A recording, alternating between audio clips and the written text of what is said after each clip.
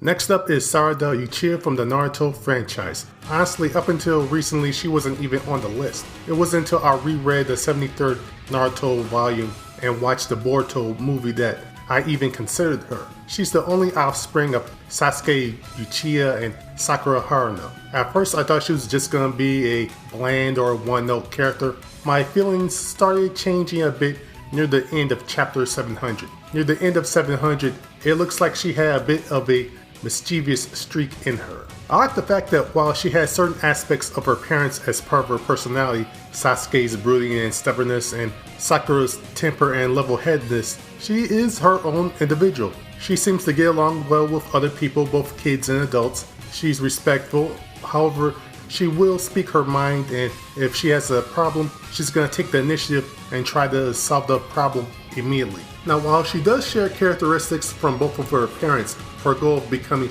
Hokage and the reason for it, as well as her determination and will of fire, most resembles Naruto's. She wants to become a Hokage in order to bring people together, and in the case of her initial story, she wants to finally meet her father and get her questions answered, as well as holding him culpable for what he's done in the past and what he's going to do about it in the future. If someone fails to live up to her expectations or make mistakes, then she doesn't pussyfoot around and expects everyone to be held accountable, whether it's her parents or even the Hokage. This unfortunately doesn't happen enough in Naruto when it comes to the female characters, I feel. I mean, Sakura tried to do it once and she wound up poisoning Naruto. Hinata was more successful, however, whether it's slapping some sense into Naruto or becoming a stronger person.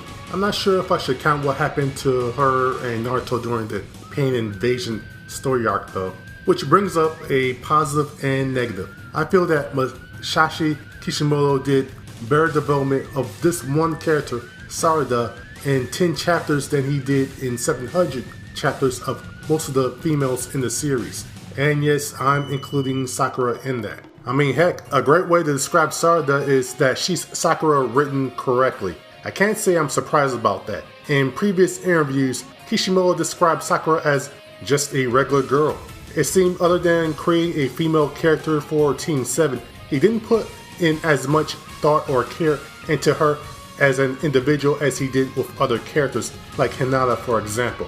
It might have something to do with the fact that Sakura doesn't have a dark and sad backstory. It can't be coincidence that the most interesting characters in the series have a sad origin. On a completely unrelated note, however, it is interesting that Kishimoto has said that halfway through Naruto, he wanted Hinata to become the lead female, but due to Sakura's popularity in Japan, that didn't happen. With the new monthly Boruto series coming out, it'll be interesting to see how her character further develops. It looks like between her, Boruto, and Mitsuki, she's going to be the leader of the group. Power set wise, she seems to have the chakra control of her mother to perform superhuman feats, plus she has her father's fire nature, so it'll be interesting on what type of skills she'll develop as the series goes on. I'll discuss more about her when I review her origin story in the Naruto Gaiden volume.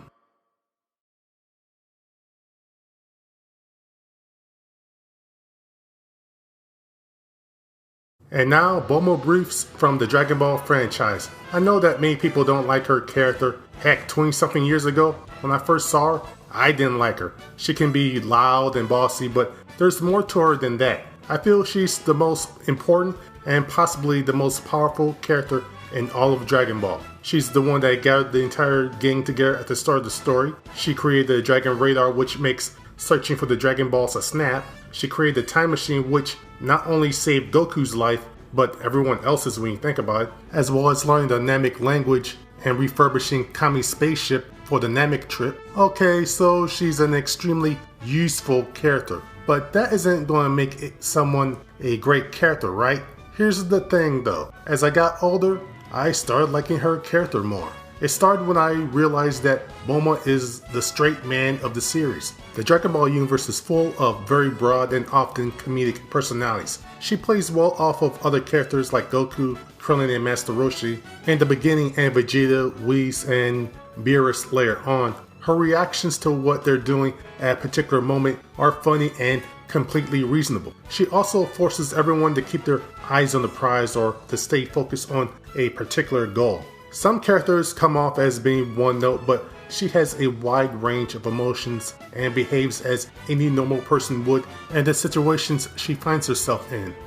Another thing I really like about her is her courageous and adventurous spirit. I mean, think about it. At the start of the series, her parents let their preteen to teenage daughter go out on a world-spanning search for treasure, seemingly just knowing that she could take care of herself. It may seem crazy, but she did know how to take care of herself. She seems to be an expert at shooting firearms. She's also experienced at making deals with people in order to get her way. She's also shown to be a great inventor since she was a child. I mean, heck, in the Jacko prequel comic, she fixed his ship and created a laser death ray. Also, it seems she may have more importance in the future Dragon Ball Super storylines. I also like the fact that she is a good person and willing to go great lengths to help out her friends and family. Examples would be her roles in the Red Ribbon Army Saga, the Namek Saga, and searching for the Super Dragon Balls. And considering that she doesn't have any superpowers, only her intelligence, courage, and fierce loyalty to her friends and family, then I think it says a lot about the type of person she is. No wonder Vegeta hooked up with her. Also, while she is most likely the smartest person in the series, she typically doesn't use that fact to lord over people. I mean, heck, if she ever did become evil, I doubt any of the Z-Wars would be able to stop her.